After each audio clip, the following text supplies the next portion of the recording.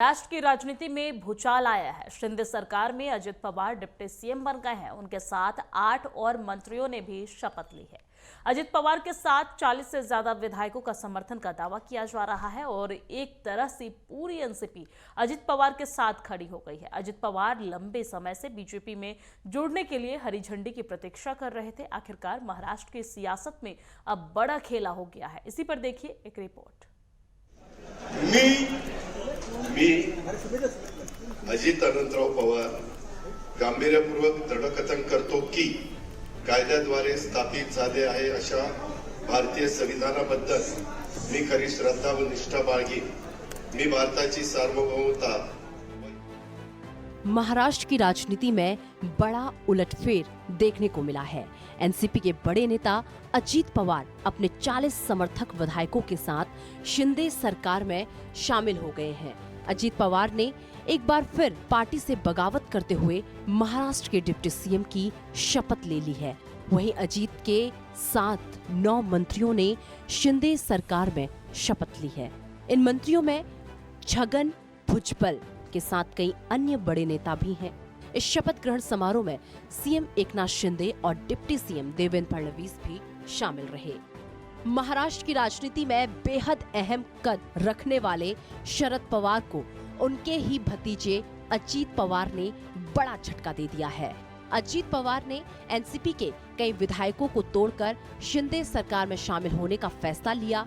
उन्होंने रविवार दोपहर महाराष्ट्र सरकार में उप मुख्यमंत्री पद की शपथ ली, जिसके बाद सीएम एकनाथ शिंदे ने कहा कि अब ट्रिपल इंजन के साथ महाराष्ट्र सरकार आगे बढ़ेगी।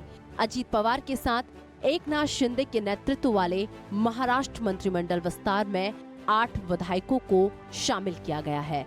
इसमें छगन भुजबल, हसन मुश्रीफ, दिलीप वलसे पाटिल, धनंजय मुंडे, अदिति तटकरे, अनिल भाईदास पाटिल, बाबू राव और संजय बनसोडे शामिल हैं।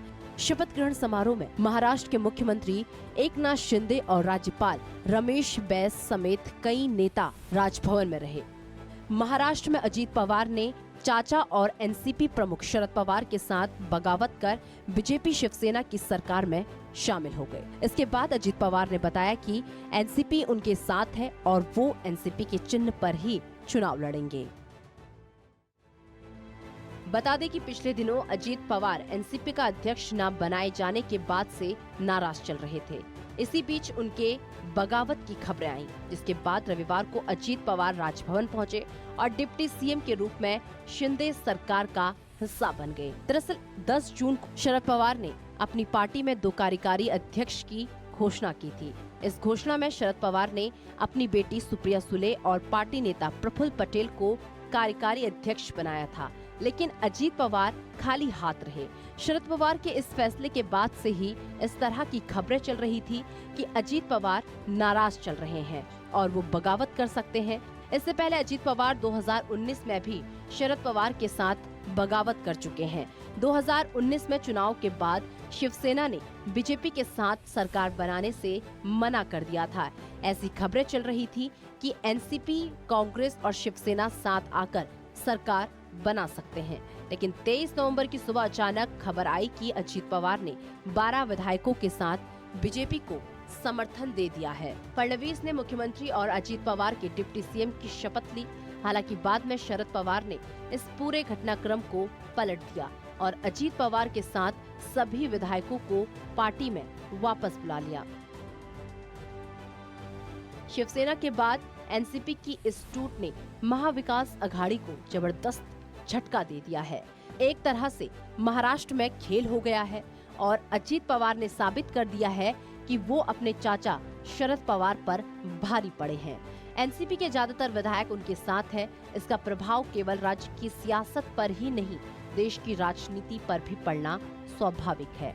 आपको बता दें कि बीजेपी शिवसेना गठबंधन को समर्थन देने और सरकार में शामिल होने का अजित पवार का फैसला 2024 से पहले विपक्षीय एकता के लिए एक झटका माना जा रहा है।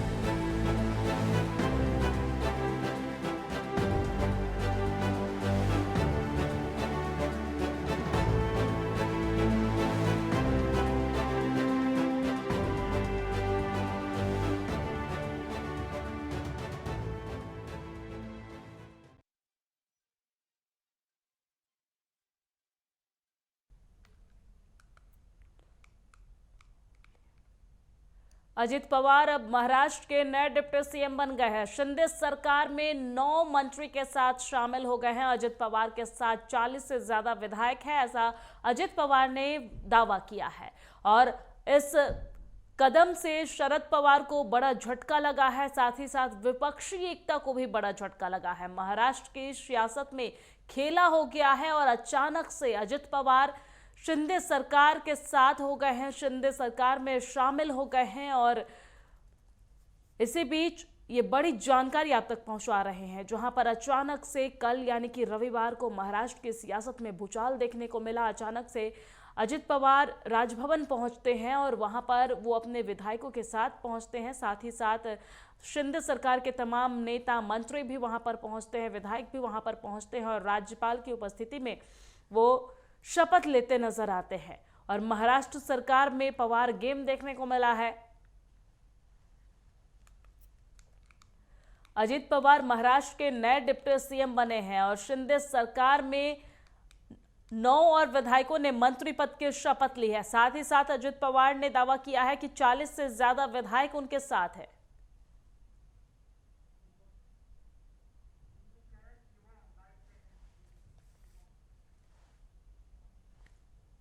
और इसी खबर पर ज्यादा जानकारी के साथ पुणे से हमारे संवाददाता शिवम हमारे साथ लाइव जुड़ गए हैं। शिवम, महाराष्ट्र में अचानक से ये खेला देखने को मिला है। कल अचानक से अजित पवार पहुंचते हैं राजभवन और वहां पर उनके साथ उनके कुछ विधायक भी पहुंचते हैं और साथ ही साथ शिंदे सरकार के भी नेता वहां पर पहुंचते हैं और फिर ये सब कार्यक्रम होता है। महाराष्ट्र की सियासत में बड़ा भूचाल देखने को मिल रहा है, क्या कुछ पूरी जानकारी?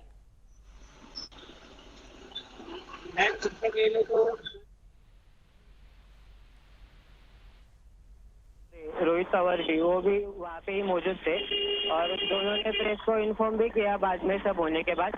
और शरद पवार जी आज सबसे मिलने के लिए जाने वाले हैं उनके स्मृति स्थान पर और उसके बाद वो उनके आगे का सब कुछ मीडिया को और पब्लिक को बताएंगे।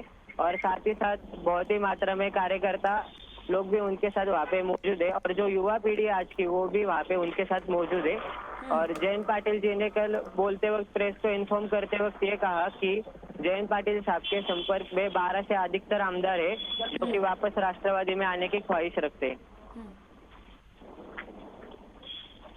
Yes ma'am. शिवम, लेकिन इस पूरे महाराष्ट्र के ड्रामा में अब अनिल पवार का ये कहना है कि उनके साथ 40 विधायकों का समर्थन है। वही सुप्रिया सुले भी अब इस पर सामने नजर आ रही है और उनका कहना है कि सारे विधायक उनके टच में हैं, सारे विधायक उनके समर्थन में हैं। जी हाँ मैम, जब कल शरद पवार जी प्रेस को साझा कर रहे थे तब उन्होंने कहा कि बहुत सारे विधायकों का अपने कॉल आया है जिन्होंने शपथ नहीं ली उन लोगों का, बल्कि जो उधर मौजूद थे सांसद भवन में उन लोगों का भी कॉल आया है। और बहुत सारे विधायकों का ये कहना है उनसे कि उनकी कुछ मजबूरी थी इसलिए वो उधर गए, वो उधर जाना नहीं चाहते थे। और बहुत से विधायकों को ऐसे लगा कि पूरा का पूरी पार्टी उन्हें सपोर्ट कर रही है सरकार में जाने के लिए, इसलिए वो लोग वहाँ पे गए। शिवम, लेकिन अगर समझा जाए तो अजित पवार शिंदे सरकार में शामिल होने से पहले, डिप्टी सीएम बनने से एक दिन पहले उन्होंने एक बैठक बुलाई थी जिसमें वो अपने तमाम विधायकों को भी बुलाए थे। तमाम विधायक भी उस बैठक में शामिल हुए थे और खबर ये भी है कि सुप्रिया सुले भी उस बैठक में शामिल हुई थी। हालांकि बैठक के बीच से ही सुप्रिया सुले जो है वो बाहर निकलकर चली गई थी। इसको लेकर क्या कुछ पूरी जानकारी? यस मैम, सुप्रिया सुले जी बीच में से निकल गई। उसके बाद उधर क्या घटना हुई वो तो अभी तक कुछ मालूम नहीं पड़ा है, पर बाद में शरद पवार जी इधर ही थे और अजित पवार जी उधर सब विधायकों को लेके भवन के पास चले गए और उन्होंने पूरे के पूरे विधायकों की लिस्ट उधर सबमिट कर दी और शपथ ले ली। और साथ ही साथ जो शिवसेना के साथ हुआ, मतलब नाम पे और जो उनके सिंबल था उस पे दावा ठोका गया, वैसे ही घटना वापस देखने को मिल सकती है महाराष्ट्र में राष्ट्रवादी के साथ। शिवम, अगर देखा जाए तो ये कहना भी गलत नहीं होगा कि शिंदे में और उद्धव ठाकरे गुट में जिस तरीके से सिंबल और नाम को लेकर लड़ाई हुई थी, कहीं एनसीपी में भी उस तरह की 2 गुट न बन जाए और सिंबल और नाम पे लड़ाई न हो। जी हो सकती है, क्योंकि कल अजित पवार जी ने भी प्रेस कॉन्फ्रेंस के वक्त कहा था कि हम राष्ट्रवादी करके सरकार में प्रवेश कर रहे हैं, राष्ट्रवादी का नाम लेके प्रवेश कर रहे हैं। और अजित पवार ने बात करते हुए ये भी बताया कि राष्ट्रवादी का नाम और सिंबल वो हमारा ही है। ठीक है शिवम, नजर बनाए रखिएगा, अपडेट्स आपसे लेते रहेंगे। शुक्रिया तमाम जानकारी साझा करने के लिए, लाइव जुड़ने के लिए। और इसी बीच वक्त एक छोटे से ब्रेक का।